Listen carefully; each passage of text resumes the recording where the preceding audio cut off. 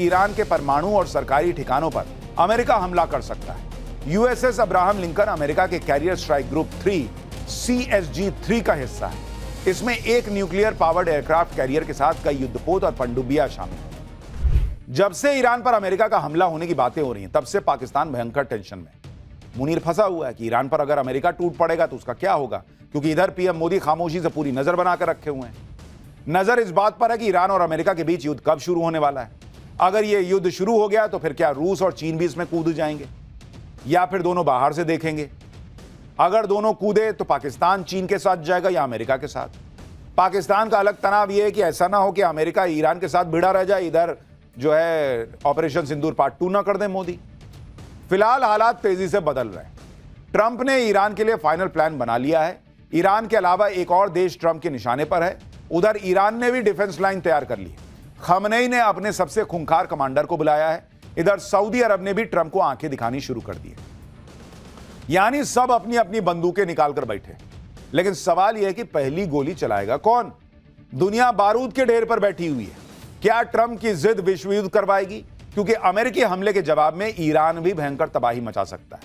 यह सब आपको बताऊंगा, लेकिन पहले जो बवाल मचा हुआ है भाई, उसका ट्रेलर तो देखिए। कल ही कहा जा रहा था कि 24 घंटे में ट्रंप ईरान पर बम बरसाना शुरू कर देंगे, और आज आप ये देखिए कि अमेरिका ने अपना युद्धपोत यूएसएस अब्राहम लिंकन को मिडिल ईस्ट की तरफ रवाना कर दिया है। यूएसएस अब्राहम लिंकन एक हफ्ते के अंदर मिडिल ईस्ट पहुंच जाएगा, जो अभी तक साउथ चाइना सी पर तैनात था। यूएसएस अब्राहम लिंकन किसी भी सेना को तबाह करने वाली क्षमता वाला स्ट्राइक ग्रुप है। बताया जा रहा है कि ट्रंप के पास ईरान को 50 ठिकानों की हिट लिस्ट है। यानी ट्रंप पूरा मूड बना चुके हैं कि ईरान के खिलाफ एक्शन लेना है।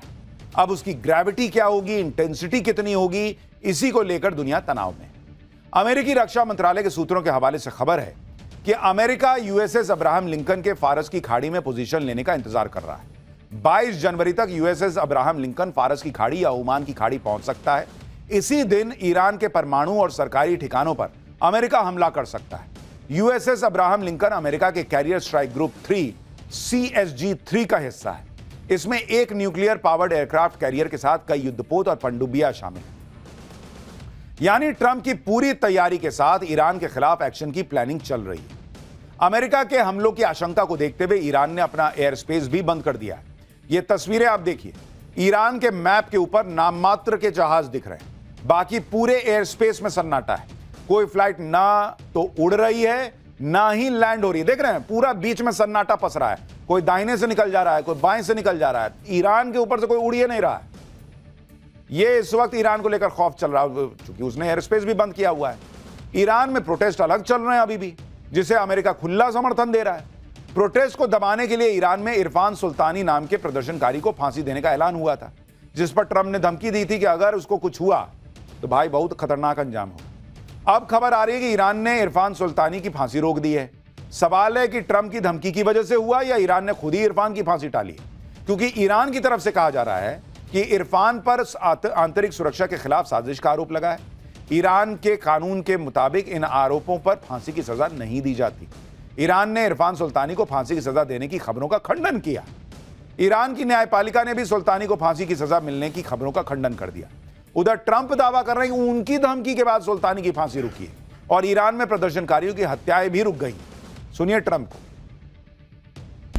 We've been told that the killing in Iran is stopping. It's stopped. It's stopping. And there's no plan for executions or an execution or execution. So I've been told that on good authority. We'll find out about it. Irfan की फांसी टलने को Trump अपनी जीत मान रहे हैं, तो वहीं Iran का कहना है कि फांसी की खबर ही गलत फैलाई थी भाई, हम फांसी देने ही वाले नहीं थे। यानी ईरान ट्रंप की धमकियों के असर की बात खारिज करता है।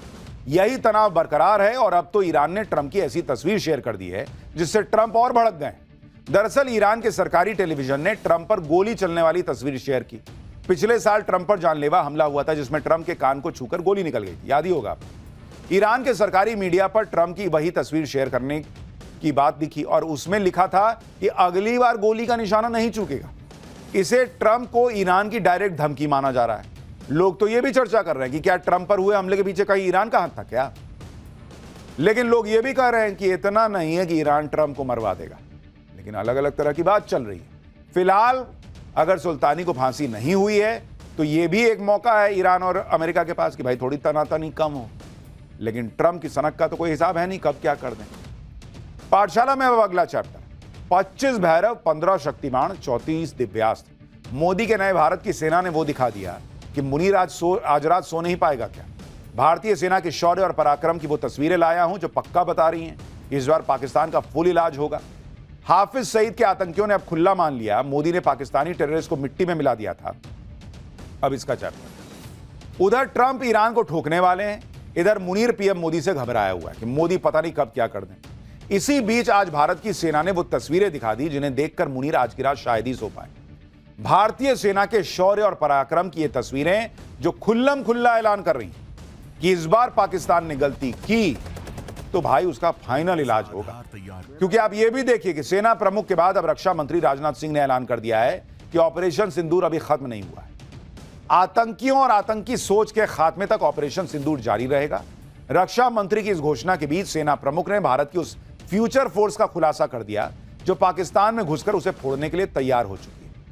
आज पाठशाला में मोदी के नए भारत की सेना के 25 भैरव, 15 शक्तिमान और 34 दिव्यास्त्रों की पूरी डिटेल बताऊंगा। वो तस्वीरें दिखाऊंगा जो मुनीर के पैरों के नीचे से जमीन खींच लेंगी। मुनीर क्यों ऐसा हड़बड़ा गया है कि उसका अपनी सेना से भरोसा उठ गया है। वो उन आतंकियों की मदद लेने पहुंच गया है जिन्होंने अब खुला मान लिया है कि भाई ऑपरेशन सिंदूर में पीएम मोदी ने पाकिस्तान के टेररिस्ट को मिट्टी में मिला दिया था। सब दिखाऊं उससे पहले एक झलक देखिए।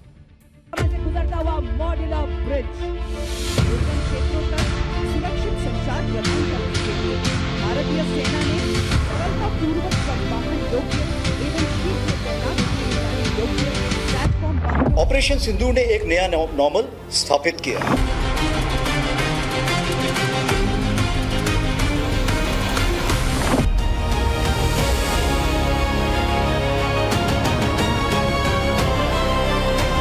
ये है मेरी सेना का, मेरे सुरक्षा बलों का पराक्रम।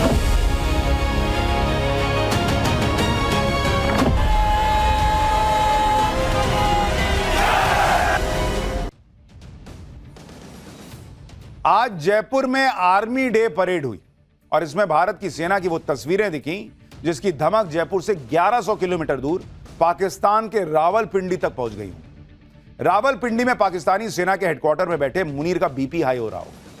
आप ये तस्वीरें पहली बार आर्मी डे परेड में शामिल हुई भैरव बटालियन की देख रहे हैं। ऑपरेशन सिंदूर में भारत की सेना ने जो धमाल किया वो तो सिर्फ ट्रेलर था। ये भारत ने जमीन, आसमान और समंदर कहीं भी आने वाले दुश्मन को घुटनों पर लाने की फुल तैयारी कर ली है। प्रधानमंत्री मोदी के विजन पर इंडियन आर्मी को मेड इन इंडिया मुहिम के तहत फ्यूचरिस्टिक बनाया गया। इसका खुलासा आज आर्मी चीफ ने भी किया। आर्मी चीफ सेना के फ्यूचर प्लान को लेकर बता रहे थे कि दुश्मनों पर एक्शन के लिए सेना में Bhairav battalion, Shaktibaan regiment, Divyastra regiment और अश्विनी प्लाटून जैसी फ्यूचरिस्टिक यूनिट्स तैयार हो रही हैं। अब तक 25 भैरव बटालियन सेना का हिस्सा बन चुकी हैं बॉस, जिन्हें पाकिस्तान और चीन की सीमा पर तैनात भी कर दिया गया है। भैरव बटालियन में सेना के सबसे जांबाज कमांडोज को शामिल किया गया है। इसके साथ ही 15 शक्तिबाण बटालियन की भी शुरुआत में तैयारी की जा रही है। भविष्य में इनकी संख्या बढ़ाकर 26 करने की योजना है। शक्तिबाण सेना की रॉकेट और मिसाइल रेजिमेंट्स हैं। साथ ही 34 दिव्यास्त्र बैटरीज को भी सेना के लिए तैयार किया जा रहा है। दिव्यास्त्र बैटरीज में ड्रोन और दूसरी मॉडर्न वॉरफेयर की आर्टिलरी को शामिल किया गया है। अश्विनी प्लाटून्स भी तैयार हो रहा है जिसमें जंग के लिए हर वक्त तैयार रहने वाले इन्फेंट्री बटालियंस को शामिल किया जाएगा। यानी भारत की तैयारी अलग लेवल पे जा रही है बॉस। और जो सेना प्रमुख ने कहा था कि हम तो पिछली बार ही भारतीय सेना अंदर घुस गई होती, तो सोचिए अब ये जो तैयारी है इसके साथ ये घुसेंगे तो क्या होगा। सुनिए भारतीय सेना के फ्यूचर प्लान पर आर्मी डे परेड में सेना प्रमुख जनरल उपेंद्र द्विवेदी ने क्या कहा है। पिछले कुछ वर्षों में भारतीय सेना की सोच में एक स्पष्ट बदलाव आया है। हम केवल वर्तमान चुनौतियों पर ही नहीं बल्कि भविष्यों के युद्धों की तैयारी में भी गंभीरता से काम कर रहे हैं। इसी दिशा में नई संरचनाएं यानी नए स्ट्रक्चर्स बनाए जा रहे हैं जिन्हें भविष्य की आवश्यकताओं के अनुसार इक्विप और ट्रेन किया जा रहा है। इस परिवर्तन प्रक्रिया के अंतर्गत Bhairav battalions, Ashwini platoons, Shaktibaan regiment, Divyastra battery, जैसे नई इकाइयां खड़ी की गई हैं, हमारे इस परिवर्तन की आधारशिला आत्मनिर्भरता है, जिसकी झलक आपको परेड के दौरान भारतीय सेना के फ्यूचर प्लान में जिसकी सबसे ज्यादा चर्चा हो रही है वो भैरव बटालियन है। भैरव बटालियन शिव के रौद्र रूप का प्रतीक है, जिसे काल भैरव कहते हैं। अगस्त 2025 में इस भैरव बटालियन का गठन किया गया। एक बटालियन में 250 जवान होते हैं, जिनकी सीधी भर्ती नहीं होती। सेना के एलीट और बेहतरीन प्रदर्शन करने वाले जवानों को इसमें शामिल किया जाता है। 5 महीने की कड़ी ट्रेनिंग के बाद तैयार होने वाले भैरव फोर्स के जवान AK-203 असॉल्ट राइफल से लैस हैं। बटालियन में 1500 मीटर तक मार करने वाले स्नाइपर्स हैं। इनके साथ ही जवानों के पास खास तरह के रॉकेट लॉन्चर हैं। भैरव बटालियन का हर जवान ड्रोन चलाने में माहिर है और सबसे खास बात यह है कि डीप स्ट्राइक और क्रॉस बॉर्डर ऑपरेशन में भैरव बटालियन के जवानों जैसा कोई नहीं है। और आप टाइमिंग देख रहे हैं, यह ऑपरेशन सिंदूर पार्ट 1 के बाद बना है। मतलब दिमाग में कुछ तो चल ही रहा है। अब ये धुरंधर अंदर घुस के क्या करेंगे आप सोच लीजिए। आर्मी डे परेड में भारतीय सेना के वो हथियार भी नजर आए जिन्होंने ऑपरेशन सिंदूर में पाकिस्तान को घुटने टेकने पर मजबूर किया था। ये वो ब्रह्मोस मिसाइल इसमें शामिल थी जिसने ऑपरेशन सिंदूर में पाकिस्तान में सैकड़ों किलोमीटर अंदर तक घुसकर आतंकियों के ठिकाने को फोड़ा था। इसके साथ ही पिनाका मिसाइल सिस्टम भी परेड में नजर आया। इसकी खास बात यह रही कि 120 किलोमीटर तक की रेंज वाली पिनाका मिसाइल को सफल टेस्टिंग के बाद पहली बार किसी परेड में शामिल किया गया। यही पिनाका है। आर्मी डे परेड में शामिल हुआ पिनाका मिसाइल सिस्टम कितना घातक है कि पाकिस्तान इससे खौफ खाता है। पाकिस्तान क्यों इससे घबराता है उसके बारे में आपको बताऊंगा। पिनाका एक multi barrel rocket launcher system है जिसे ट्रक पर लोड करके पहाड़ी इलाकों में आसानी से आप तैनात कर सकते हैं। और यह जरा झलक देखिए, 1 मिनट के अंदर 20 मिसाइल फायर कर देता है पिनाका। ये भारत ने पिछले कई सालों में पिनाका मिसाइल सिस्टम को लगातार अपग्रेड किया है। इसके नए वर्जन में इसका नेविगेशन, टारगेट पर सटीक निशाना लगाने की ताकत और स्पीड सब बढ़ गई है। पाकिस्तान को डराने वाले पिनाका रॉकेट लॉन्चर सिस्टम की खासियत भी सुनिए। पिनाका रॉकेट लॉन्चर सिस्टम का नाम भगवान शिव के धनुष पिनाक के नाम पर रखा गया है। इस समय इसके 2 वर्जन है। पहला मार्क 1, इसकी रेंज 40 किलोमीटर है, और दूसरा मार्क 2 जिसकी रेंज 75 से 90 किलोमीटर है। लेकिन आने वाले दिनों में इसकी रेंज 120 से 300 किलोमीटर तक बढ़ाने की तैयारी चल रही है। पिनाका रॉकेट्स की स्पीड ही इसे सबसे ज्यादा खतरनाक बनाती है। इसकी स्पीड 5757 किलोमीटर प्रति घंटा है। यह रॉकेट लॉन्चर 7 किलोमीटर के नजदीकी टारगेट से लेकर 90 किलोमीटर दूर बैठे दुश्मन को एकदम से तबाह कर देता है। इस लॉन्चर से छोड़े जाने वाले पिनाका रॉकेट के ऊपर high explosive fragmentation, cluster bomb और एंटी टैंक हथियार लगाए जा सकते हैं।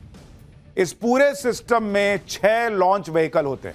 लोडर सिस्टम, रडार और नेटवर्क सिस्टम एक कमांड पोस्ट के साथ लिंक होते हैं। इसके हमले से दुश्मन को इतना भी मौका नहीं मिलता कि वो टारगेट से दूर भाग सके।